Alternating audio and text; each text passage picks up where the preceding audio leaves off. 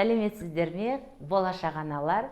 Сіздермен бірге мен Балнұр Әлімсақ, акушер-гинеколог және ультрадыбысты зерттеу маманы. Бүгін сіздермен жүктілікті анықтау немесе жүктілікті алғашқы белгілерімен таныстыратын боламын.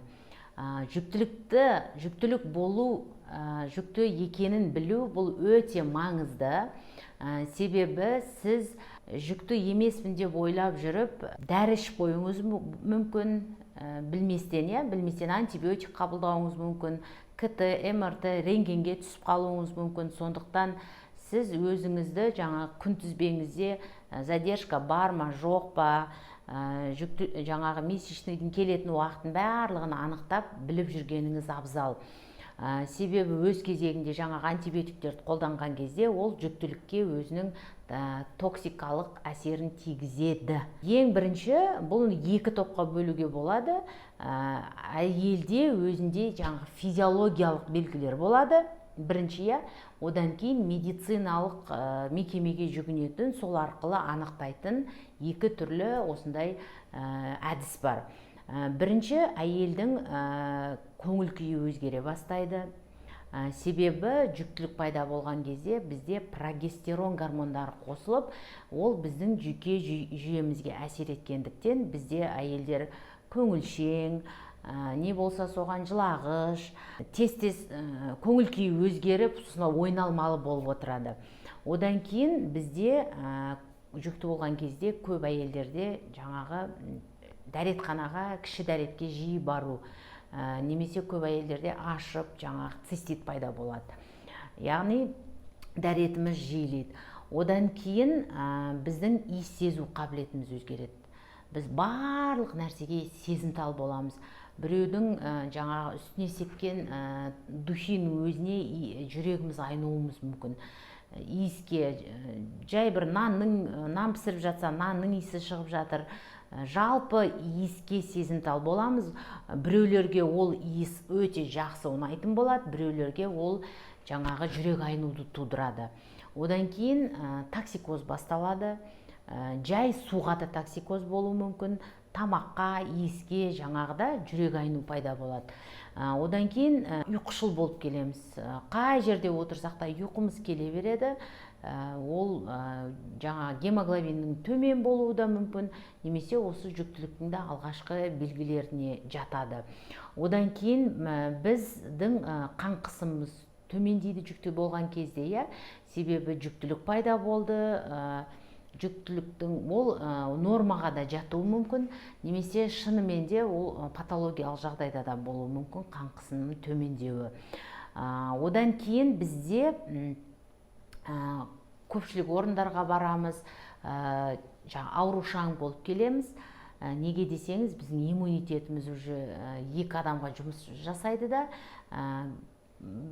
біреу үшкірсе, ОРВИ немесе вирустық аурулар бар адамдар бар жерде жүрген кезде біз оны тез өзімізге жұқтырып аламыз да, біз соған ауырып қаламыз. Оның алдын алу үшін иммунитетті көтеретін витаминдерді ішу керек. Одан кейін ең алғашқы міндеттілерінің бірі ол етеккірдің келмей қалуы. Задержка болады. Задержка 3 күн, 5 күн, 6-7 күннен кейін біз жүкті бар екенін анықтауымызға болады. Ол кәдімгі аптекада сатылатын осындай тесттер арқылы. Тесттер, егер сізде тестіңіз, оны қалай анықтаймыз? Таңертең тұрған кезде зәрге тестті саламыз. Сол кезде 2 сызық шығу керек, 2 полоска шығу керек. Сол полоска 2 шыққан кезде сіз шынымен де жүкті екеніңізді білесіз. Не үшін таңғы зәрге саламыз? Себебі таңғы зәрде жүктілік гормоны, ХГЧ гормоны өте көп мөлшерде бөлінеді. Сондықтан біз таңғы зәрге тестті салуға кеңес береміз. Одан кейін міндетті түрде жүктілік жатырдың ішінде бар ма жоқ па, оны анықтауымыз керек. Ол үшін біз осындай мекемеге келіп, ультрадыбысты зерттеу маманына келіп, ультрадыбысты зерттеуге түсесіз, УЗИ-ға түсесіз. Ол кезде біз сіздерді қараймыз. Жүктілік жаңағы 3 апта, 4 апта, 5 апта деп сол жүктіліктің мерзімін анықтап келеміз. Не үшін задержка болған кезде, тест положительный болған кезде осындай мекемеге келіп ультрадыбысты зерттеу маңызды? Себебі жатырдан тыс жүктілік дегенде болады. Жатырдан тыс жүктіліктің алдын алу үшін осылай ультрадыбысты зерттеуге келіп, қаралып, жүрек соғысы бар болса бар, жоқ болса жоқ, бәрін анықтап, келесі жаңағы маманға кетеміз. Одан кейін міндетті түрде акушер-гинекологқа барып қараламыз, себебі акушер-гинеколог тоже подтверждать ету керек, что жатыр өскен, жүктілік болып жатыр, шейка кішкене көгерген, ол жүктіліктің жаңағы белгілерін анықтаймыз. Және тағы бір айтып кететін жайт, жүктілік кезінде әйел адамның тәбеті қатты өзгереді.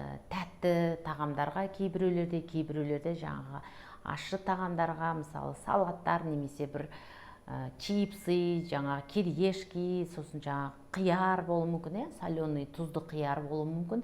Әрине бұл жерде тамақтарды да талдап, таңдап жеу керек. Мен жерге кемін деп бәрін ауызға жаңағы сала беруге болмайды. Осымен сіздерге жүктілік туралы ақпаратым аяқталды. Егер сіздерге пайдалы болса, тағы да басқа туындаған сұрақтарыңыз болса, комментарийға жазыңыздар. Келесі видеоларда осы сұрақтарды сіздерге талдайтын боламын.